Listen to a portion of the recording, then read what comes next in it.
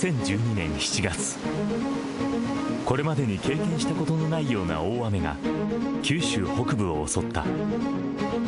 山肌が崩れ、家や橋、そして車を一気に押し流す。福岡、熊本、大分の3県で死者・行方不明者は30人を超えた。九州北部豪雨から1ヶ月、被災地は今。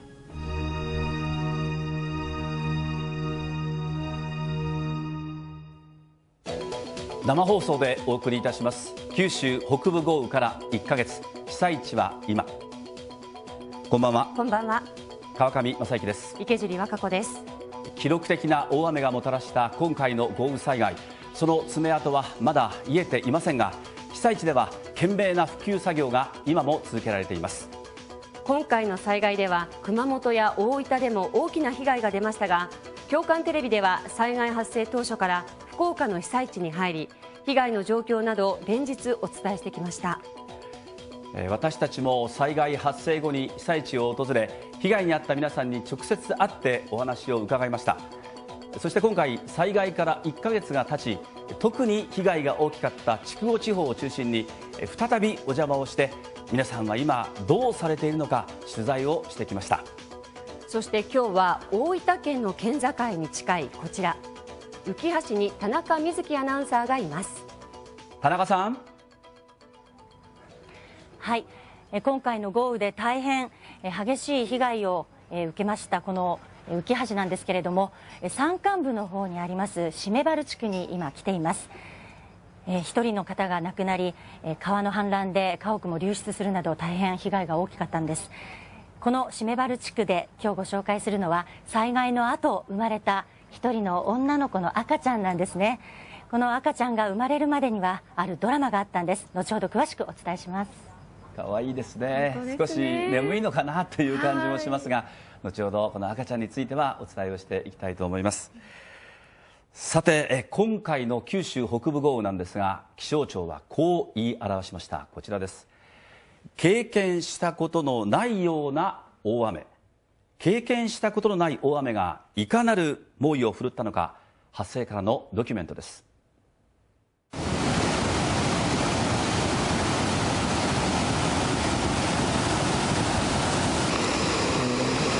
平成24年7月14日朝8時頃です。九州北部を襲った記録的な豪雨。福岡県内では特に筑後地方に大きな被害が出ました。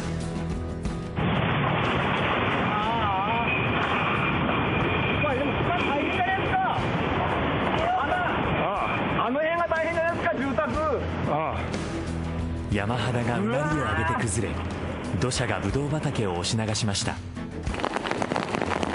筑後地方では1時間に110ミリという大雨が降り、観測史上最多の24時間雨量を各地で記録しました。画面中央に見えるのが矢部川です。そして堤防の一部が決壊しています。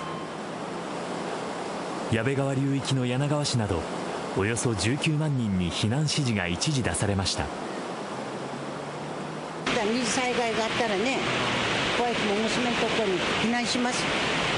恐ろしいけど、一人ですけど。氾濫した濁流に巻き込まれて男性が車に取り残されています。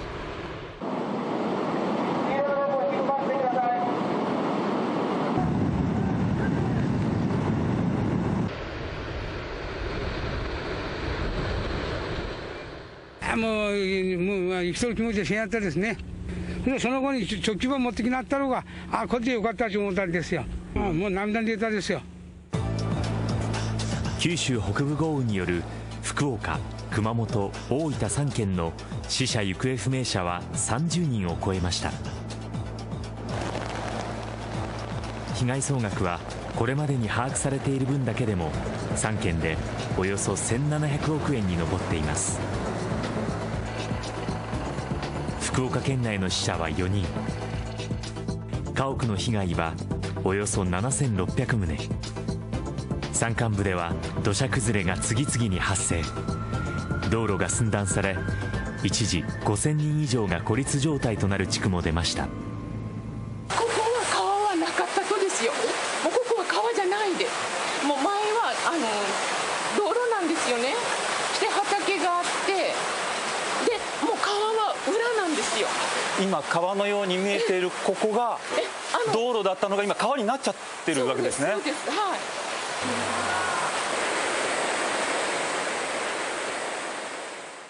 命があっただけで幸せって思います。八女市黒木町の小美濃地区です。こちらの山肌が崩れてますが、この山肌が崩れた土砂が一気にこの道を渡ってこちらの住宅に流れ込んだということです。朝ご飯を炊いて、はい、飯食おうかなと思ってちょっとお茶テレビつけてお茶一杯飲もうとした時、パンとその音がしたんですよね。それでこっちちょうどこう向いてたもんで、こっちに当たって吹き飛ばされて。朝の穏やかなひとときを襲った土砂は草場さんやその息子さんなどが住む住宅3棟の中まで一気に押し寄せました。1人が生き埋めになりかかったもののすぐに助け出され、全員難を逃れたということです。一方、矢部川の堤防沿いではイチゴのビニールハウスが被害に遭い、地元のイチゴ部会の人たちによる復旧作業が急ピッチで進んでいました。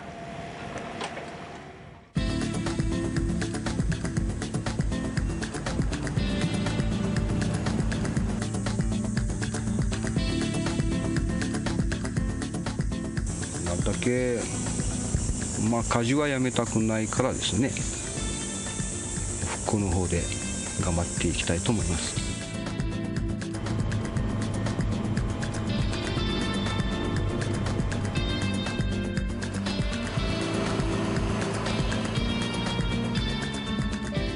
一応撤去はしてから、あと使えるものを一応使おうって感じで、なかなかいつまでですねできるかちょっと先が見えない感じです。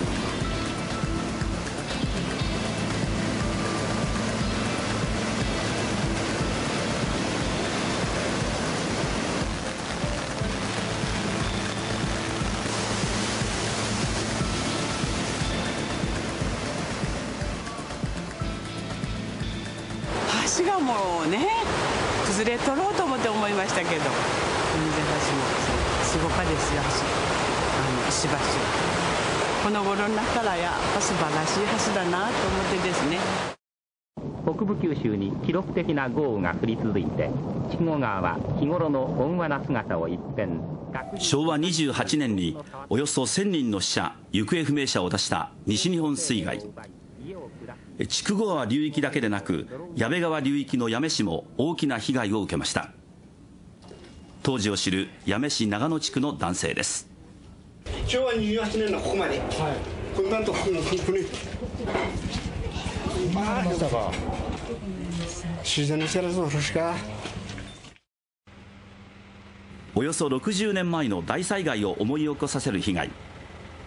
炎天下の復旧作業は日々の生活の土台を押し流されてしまった人たちの気力と体力を奪います。いや、まだまだいっぱいテントも家の中からここから倉庫の中からまだいつ終わるかわからんですね。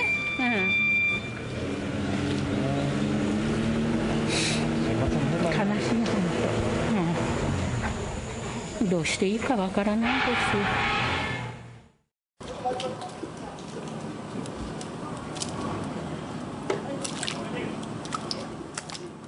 砂がお家の中に入っているので、外に出しています。大変だね。はい、また浮き足をよろしくお願いします。すみません。豪雨災害から2週間が経ったこの日、浮き足のフルーツ生産者が福岡市の街頭で梨や桃を配って元気な姿を見せました。すごい綺麗なとこが多いので、ぜひ復興してもらって、ね、またいろんな観光とかいっぱいね、みんなができるようになればいいなと思います。八女市黒木町の笠原地区に来ています。流れている川は笠原川と言います。こちらをご覧いただきましょう。まだ大きなこういった流木、木くずなどがまだ残されたままになっています。対岸に目を移しますと、家から運び出された家財道具、まだ山積みになっています。これでも随分片付いたという地区の方のお話です。災害発生直後、自宅の前の道路が川のようになっていた竹下靖子さんを訪ねました。築100年以上という建物は土台こそしっかり残っているものの、家の中はとても住めるような状態ではありません。長い間この家もですね続いてるでしょう。だからどうにかしてやっぱし元の形にはならなくてもやっぱしこう戻れるものなら戻したい。竹下さんは一人暮らしです。夏休みに入った今は中学1年と2年の2人の孫が毎日片付けを手伝いに来ています。大変だけど家がきれいになっていくのが嬉しいし、ばあちゃんとかが喜んでくれるのが嬉しいです。子供たちがもう本当にどうにかしたいっていう気持ちでみんなでですね来てもうしてる姿を見て、私ももうここで頑張らんといかんってやっぱしもうそういう気持ちにさせてくれましたね。竹下さんの自宅周辺の道路は今も完全には復旧していません。こちらは土久保地区です。およそ1ヶ月前に起きた大規模な土砂崩れの現場です。土砂崩れの1週間後に出会った草場さんを訪ねました。将来的にはですね痛いけど、前の工事がどこまで進むかですね。自分たちのところだけ良くなったって言われ他が良くならんなら何もならんけんですね。今はちょっと我慢して、これで我慢して。九州北部豪雨から1ヶ月が経ちました。まだ瓦礫が山積みになっていますし、土のうもこういった状態です。この被災地の皆さんが元の生活を取り戻すまでにはまだ随分長い時間がかかりそうです。川上さんが取材したのは矢部川の中流地域、八女市黒木町でしたが、1ヶ月経っても皆さんやっぱり片付けが大変な状況ですよね。そうですね。で、今回取材をさせていただいて感じたことは、まず第一に日本人のこの団結力っていうのはすごいなということです。ご自分のお宅が被災されているのにご近所のために動くというのはこれ大変だと思うんですが、地域の皆さんが協力して一日も早く復旧したいんだという気持ちがですね、ストレートに伝わってきました。それともう一つ、行政が早く物事を決めていかないとどうしようもないなという感じがしました。土手が崩れて土砂が家の中に入ったと、きれいに片付けたんだけれども、その前の土手をどうするのかと、道をどうするんだということを早く行政が決めてあげないと、被災地の皆さんは次の計画が立てられないでいるわけです。もう長くなればなるほど生活も精神的にも苦しくなるということです。復旧が遅れないように行政の素早い対応が必要だなと感じました。もう一日でも早く落ち着きを取り戻せたらと思います。さて、ここで中継がつながっています。矢部川の下流域、堤防が決壊し大きな被害が出た柳川に坂田キャスターが行っています。坂田さん、堤防決壊から1ヶ月が経ちましたけれども、現在どんな状況でしょうか。はい、私が立っているのは矢部川の下流域、河川敷です。実はこの場所、先月14日の豪雨では私が立っているこの場所、頭の上のはるか高くまで水かさが来ていました。そしてこの場所で堤防が決壊して川の水が向こうの町へと流れ出してしまったんです。現在は仮の復旧工事が終わって土のうのようなものが積み上げられているんですが、その一つ一つを近くで見てみますと、黒いネットのようなものの中に石のつぶてのようなものがぎっしり詰まっています。これが幅50メートルほどにわたって積み上げられているんですが、その重量は262トンになります。さて、地図でご覧いただきます。私が立っているのが矢部川のこの決壊ポイントです。そしてもう一つ、支流の沖ノ畑川でも堤防が決壊しました。柳川ではこの2カ所で甚大な浸水被害が出ました。私、今回この中山地区でも取材をしてきました。矢部川の堤防が決壊した7月14日、決壊現場からおよそ4キロ離れた矢部川の支流沖ノ畑川沿いの民家2階に女性が取り残されていました。氾濫する川を不安そうに見つめています。翌日、この女性の家を訪ねました。もういきなりやったですもん。もう荷車もなんもなんか、もう自分だけ2階に上がったんですよ。ここもですよ、炊事場がですね、もうめちゃくちゃですもん。どうされんですもん。田植えが終わったばかりの田んぼにも泥が流れ込みました。植えたばっかりやったです、ここら辺の農家の人たちが。もう最悪ですよ、なんか。でも家が生きとるし、人間も生きとるけんとがんでんなってす。人間が生きとけば復興はなんでしょうが。堤防決壊の1週間後、私は沖ノ畑川周辺の中山地区を取材しました。畑からかき出された泥の山です。触ってみると本当に粘り気があってずっしりと重さが感じられます。柳川市街からも多くのボランティアが集まり復旧作業を手伝っていました。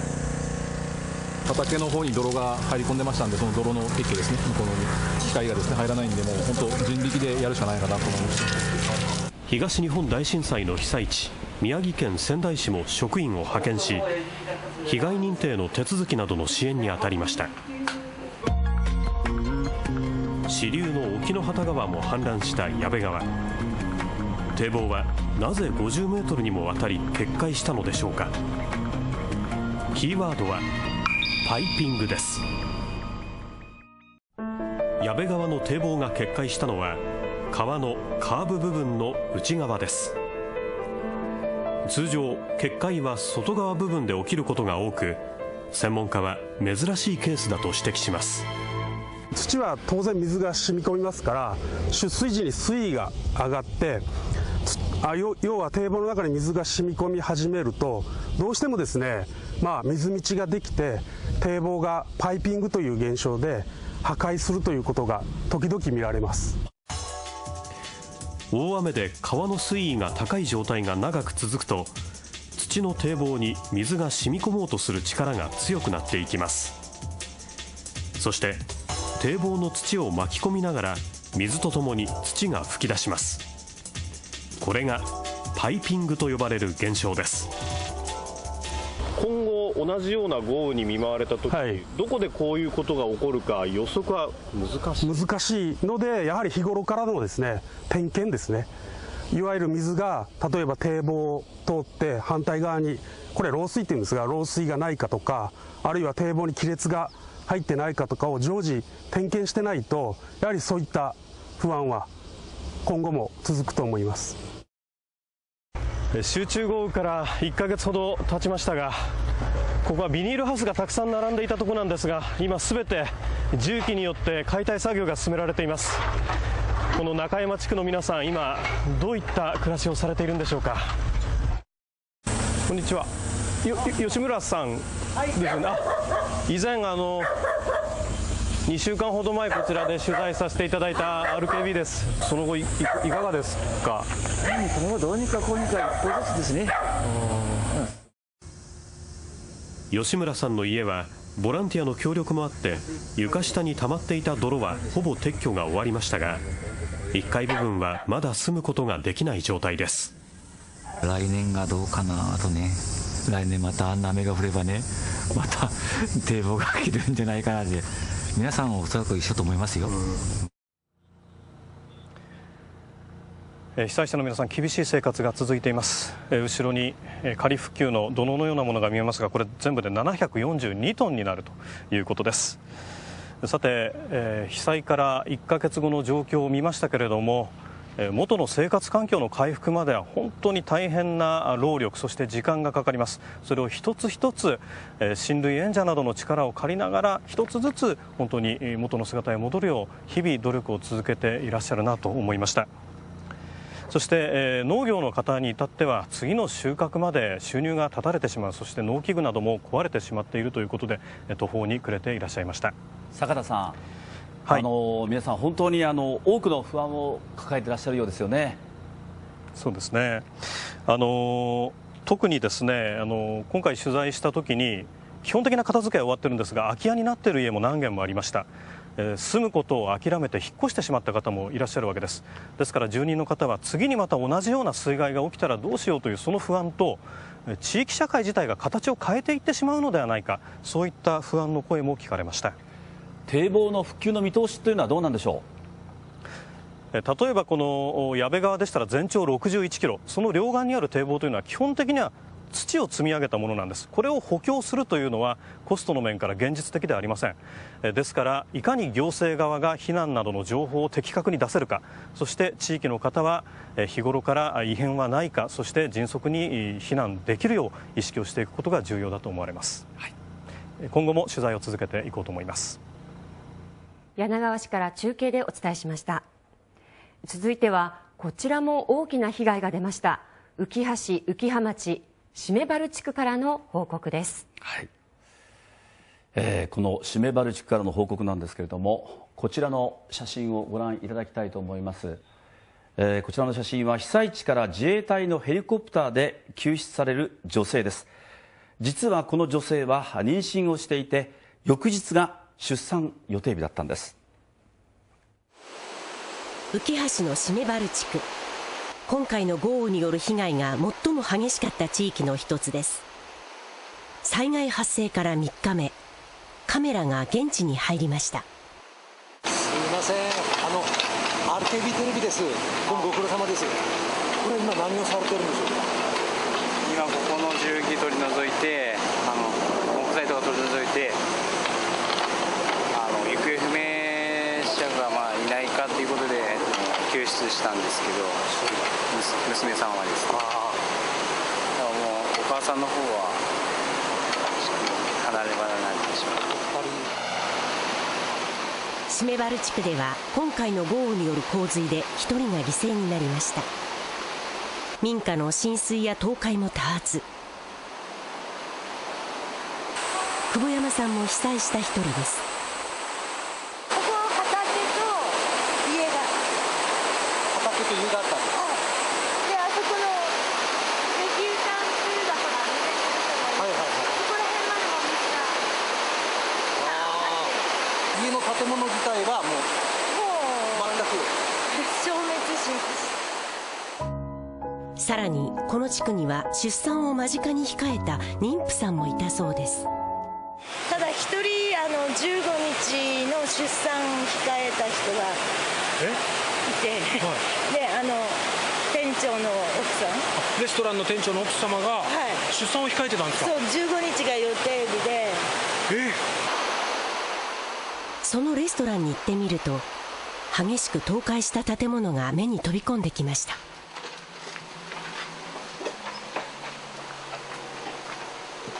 危ないんで。ここからだ。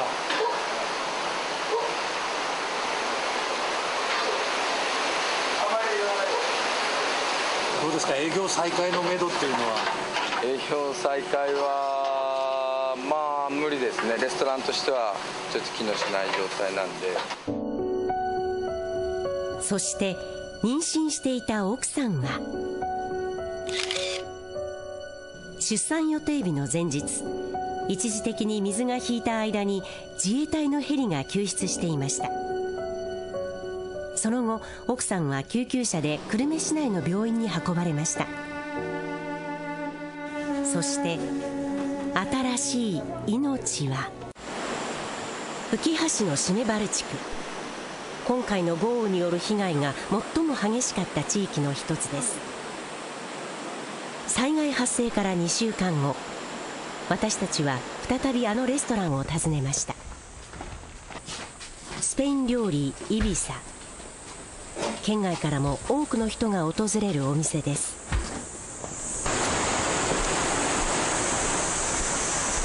これはもうやっと屋根つけたばっかりで、まだ屋根つけて1週間、そうだ、テラス自体はあったんですけど、屋根がね結構大変だったんで自分たちでやって、1週間後にこの状態ですね。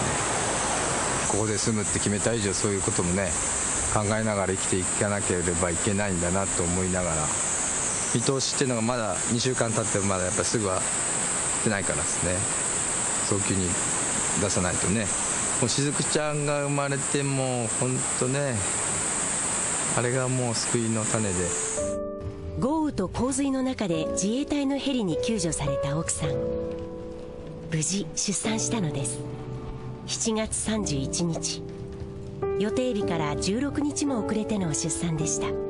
しずくちゃん、女の子です。きょうちゃんお疲れ様。なんで取り寄ったしずくちゃん、こんにちは。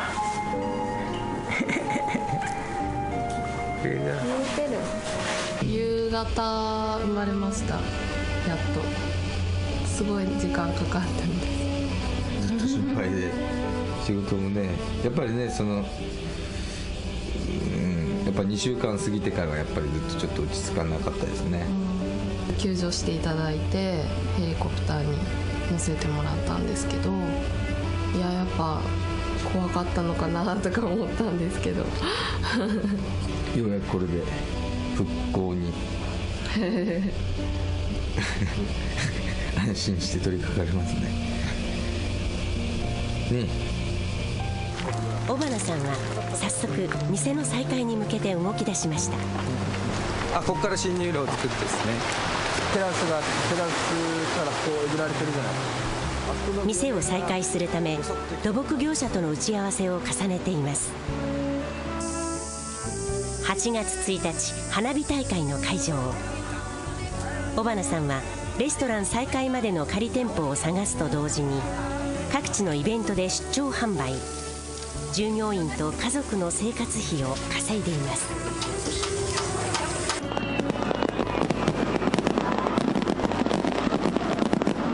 そうですね、やっぱ仕事も頑張って、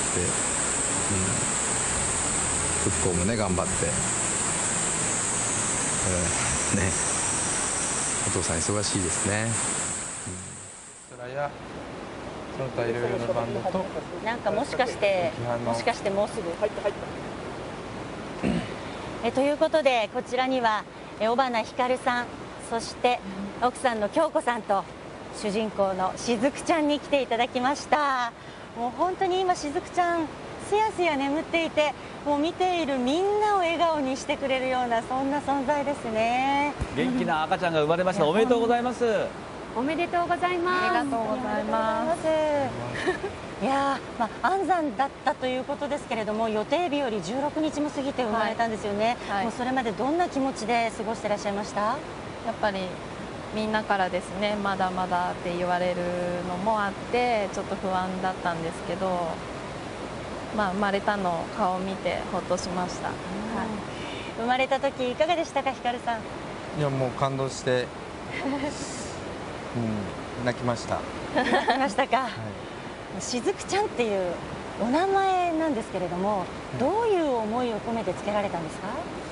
しずくはこの災害がある前に決めてたんですけれども、やっぱりこの土地がすごく水の力が強いなと思ってて、そういった意味を込めて、そういう、原点でありますし、水がないと僕らも生活できないので、そういった思いを込めてしずくっていう一粒をつけました。お母さんに聞きましょう。お母さん、おめでとうございます。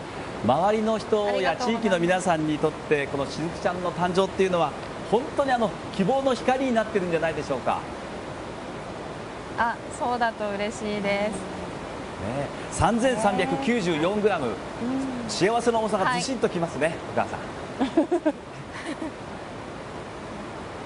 もう天使のような存在だと思います。やっぱりしずくちゃんのためにもご主人ももう復興に向けて動き始めていらっしゃると思うんですけれども、また同じ場所でお店は復活というか営業再開を望まれていらっしゃるんでしょうか？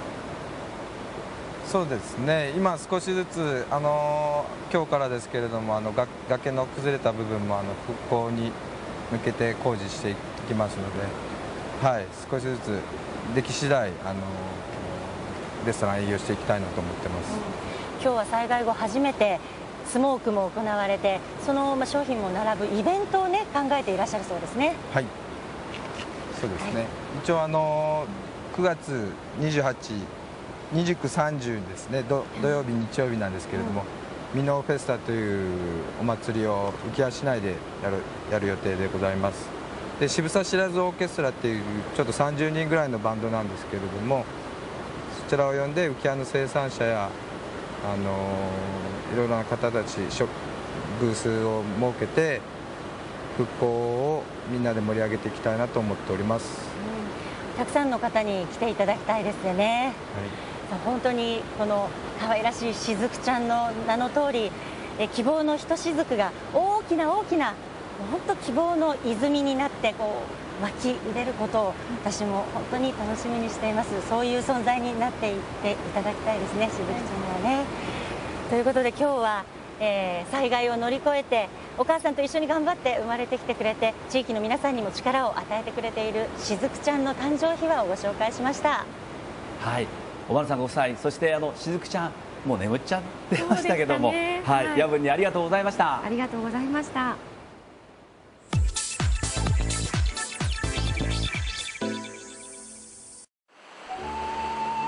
山あいの集落に広がる棚田。浮橋のつづら地区で去年の秋に取材した映像です。あぜ道には真っ赤な彼岸花が咲き誇り、多くの観光客が訪れていました。一月前に九州北部を襲った大雨は、およそ400年の歴史がある美しい棚田をも襲いました。棚田はこうした石が一つ一つ積み上げられて基礎となっています。しかし今回の大雨でその土台部分は大きく崩れ、土砂とともにそのまま田んぼへと流れ込んでしまいました。棚田300枚のうちおよそ50枚が深刻な被害を受けました。順調にね、去年以上に育ってと。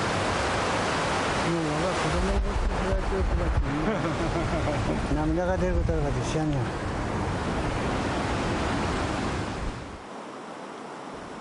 棚田を再生させるため、これ以上田んぼの土が流れ出ないよう応急処置を施します。あとこっちに残っちゃうとどうにか助けたい、少しでも収穫したいという気持ちでしようと。でもここにある泥に埋まっちゃってるのはちょっとかわいそうですよね。そうそう、この人も犠牲にしてからこっちを育ってもらわなきゃしょうがないもんですね。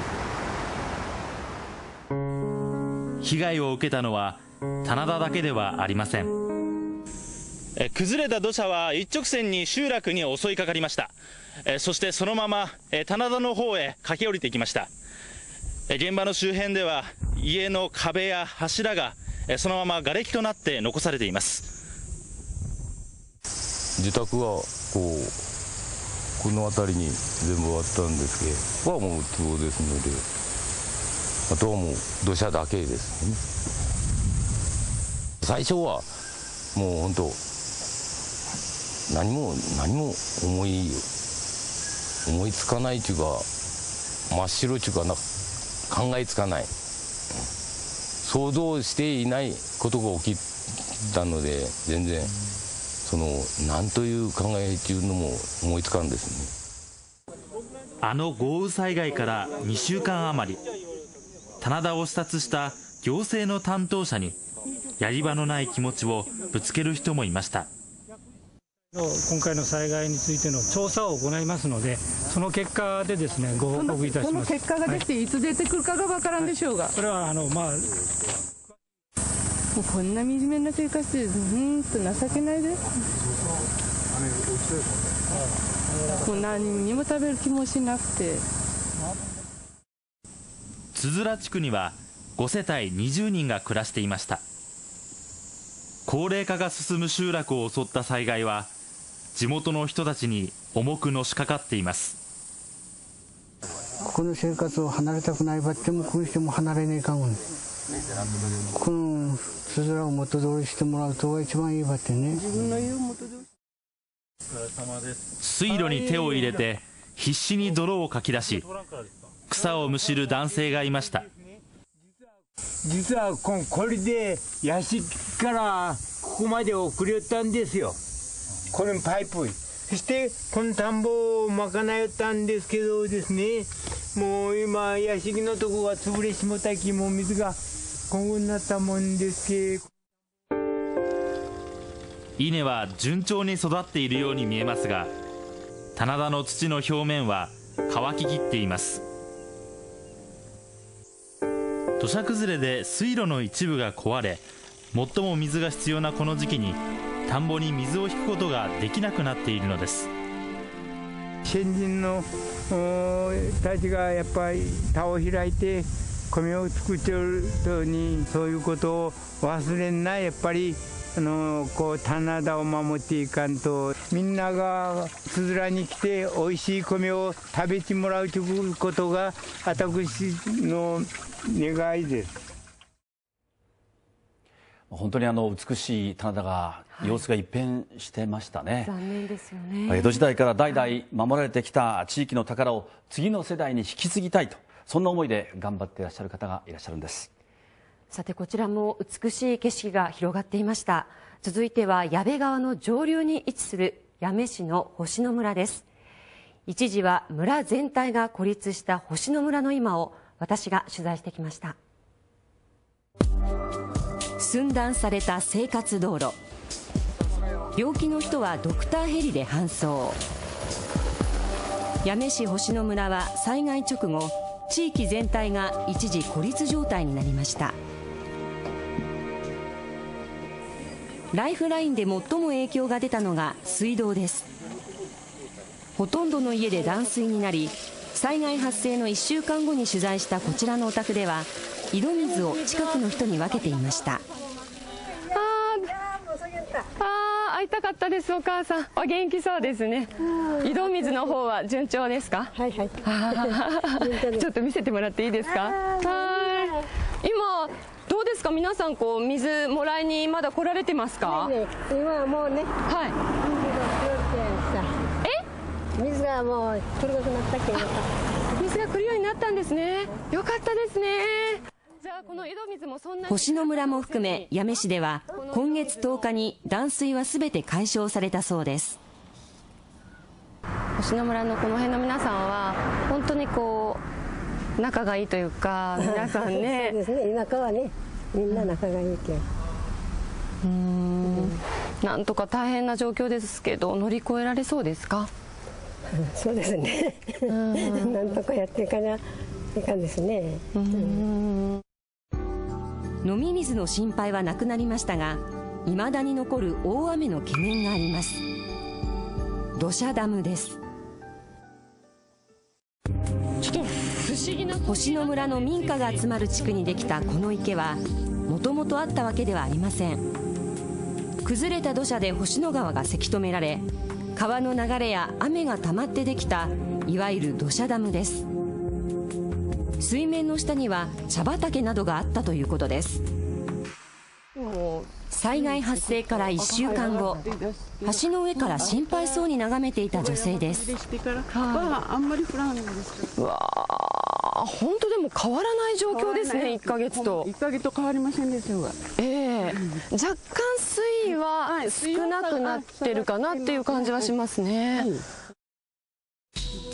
福岡県は地質調査をした上で対策工事を始める方針ですが、台風シーズンに入っている今、住民には次に大雨が降ったらという不安があります。まとまった雨が降った後は水かさは、上がります。この間は40センチぐらいですね。そうですか。気になってやっぱり毎日のように見られますよね。なんかそういう状況でね、生活しなきゃいけないってやっぱり精神的にもね、落ち着かないです。なんかこうですね、やっぱ元のなんか生活には戻れんごたる気がしてですね。だってもうだいぶ落ち着きました。災害直後は周辺の至る所で道路が寸断された星野村。現在では複数の迂回路があるため孤立状態は解消されましたが、主要道路の復旧に時間がかかり、日常生活に支障をきたすことも少なくありません。未だ爪痕が残る星野村ですが、道路が徐々に復旧するのに合わせて今月10日、4つの観光施設が営業を再開しました。九州最大級の反射望遠鏡で知られる星野文化館は宿泊施設もあり、例年夏休みは繁忙期ですが、現在は4割から5割程度の稼働率だということです。星野村の場合は外からお越しいただくお客様に喜んでいただくっていうのは一つすごく大事なことなんでですね、そうすると村も少しずつまた活気を取り戻していけるかと思いますので、はい、そういう役割でまた仕事していきたいと思っています。頑張ってください。頑張ります。災害から1ヶ月、星野村を取材してどんなことが分かってきましたか？電気や水道などのインフラはもう復旧しているんですけれども、まだ皆さんが使う主要道路が復旧しているとは言えない状況なんです。不便な生活がまだまだ続きそうなんです。ただそんな中、先週末になるんですけれども、営業を再開した観光施設やキャンプ場があるんですね。でも大変な中で営業を再開して、でもそれまで以上におもてなしの心で皆さんをお迎えしたいというふうにスタッフの方はおっしゃっていました。はい、やはり私たちが観光で現地を訪れるということが支援につながりますし、地域が元気を取り戻すことになるんじゃないかというふうに思います。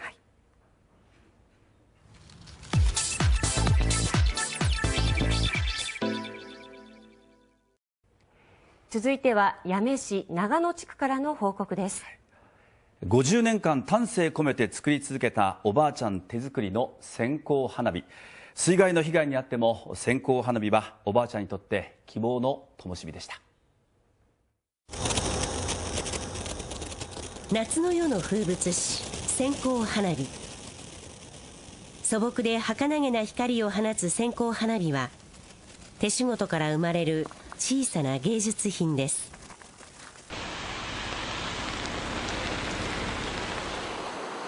今回の豪雨で被害に遭った八女市長野地区には2人のより手のおばあちゃんがいます。流れてしまったんですよ、線香花火は。見当たらんけん。せっかく作りよったけど。濡れて使い物にならなくなった線香花火。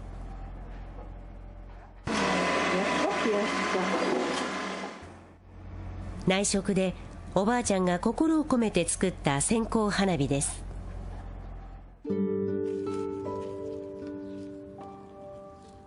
花火作りが暮らしを支えてきました。下川澄子さん、内職を始めて50年になります。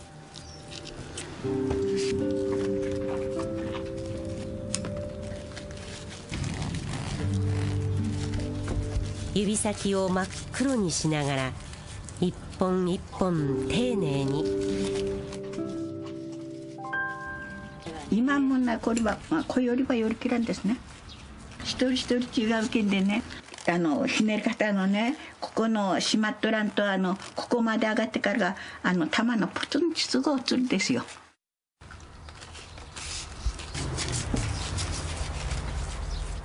仕事への誇りがおばあちゃんを元気にします。下川恵子さんも35年前この地域にお嫁に来た時から花火を作り始めました。